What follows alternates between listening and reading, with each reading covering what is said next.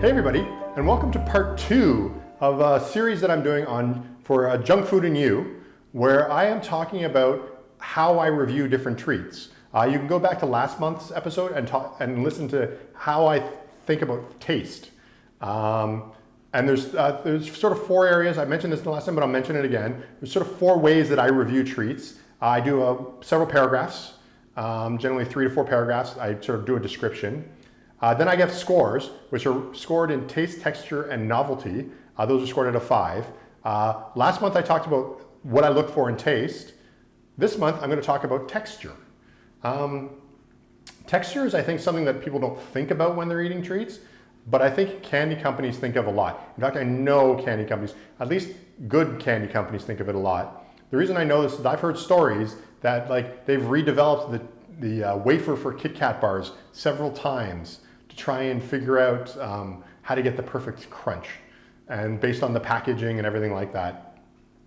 Texture is very important. Gummies. If you ever want to know how important texture is, find somebody who has no sense of taste, literally has just for whatever physically has no sense of taste. Hand them a gummy and see what they think, or a bowl of Jell-O. They won't like it. And to me, texture is definitely an important thing.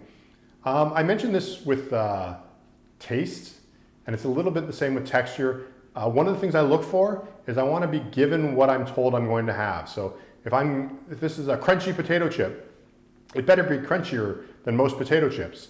Gummies, soft, maybe a bit challenging, maybe not.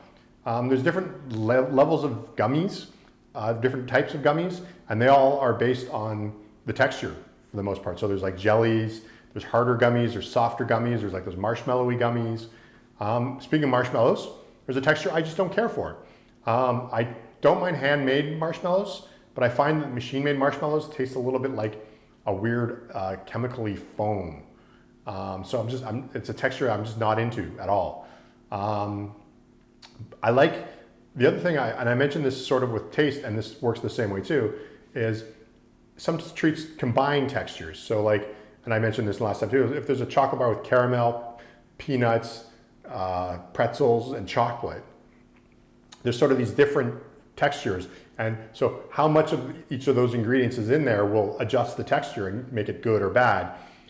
In which texture is kind of weird, because some treats, it's kind of neat to have one bite's one texture, one bite's another texture, or to have them combined and make a sort of a new texture.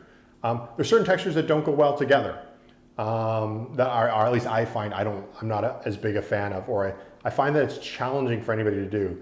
Ice cream or ice cream cone and bubble gum. So whenever people sell that bubblegum ice cream and you're chewing your gum and then you have the cone at the end, it's kind of gross. I'm not a big fan of that. What else is there?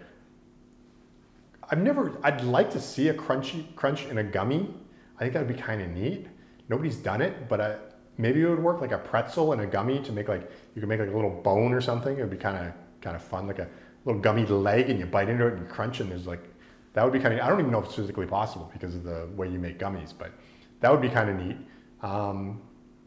But I find that a savory gummy would probably be kind of gross.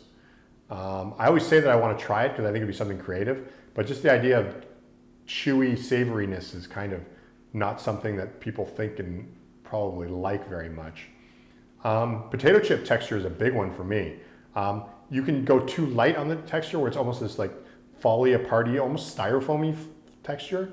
And then you can also get too hard where it's it doesn't crack quite right. So there's a lot of potato chips who have not, there's a middle balance. Most chip companies get it, but there's a middle balance that's hard to get. What else is there that's texture-wise? This is only sort of texture-like. I don't like it when I can't eat everything.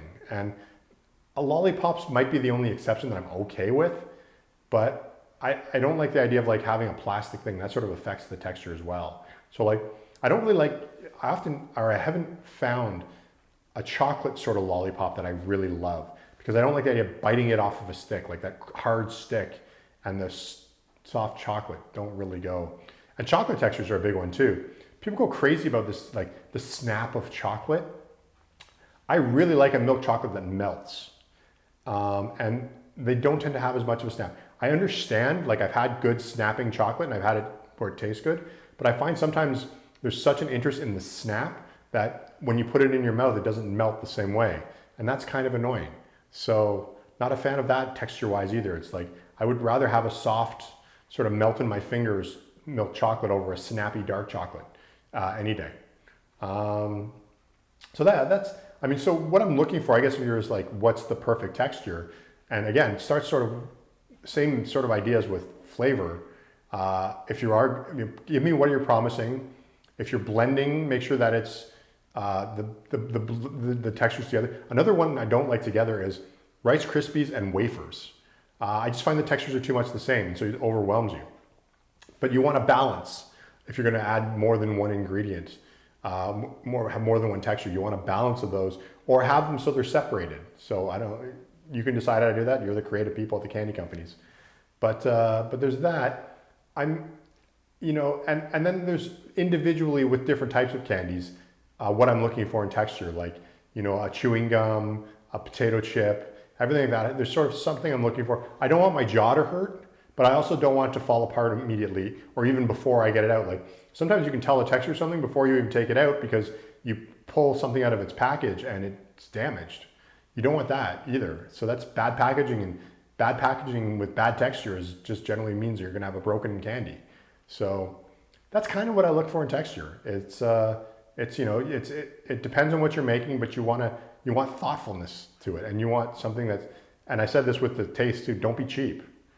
Cheap ingredients makes for cheap texture too, bad texture. So, well, thanks for listening to me talk about what I look for in candy in the texture episode. And we'll see you next time. Bye. Thanks for watching. And if you want to follow me on social media, you can go to candycritic.org to find links to everything from Facebook, Twitter, Instagram, or whatever. You can also read well over 1,000 candy reviews, with new ones coming all the time. Candycritic.org also has links to pick up my latest books, as well as some cool candy-themed merchandise.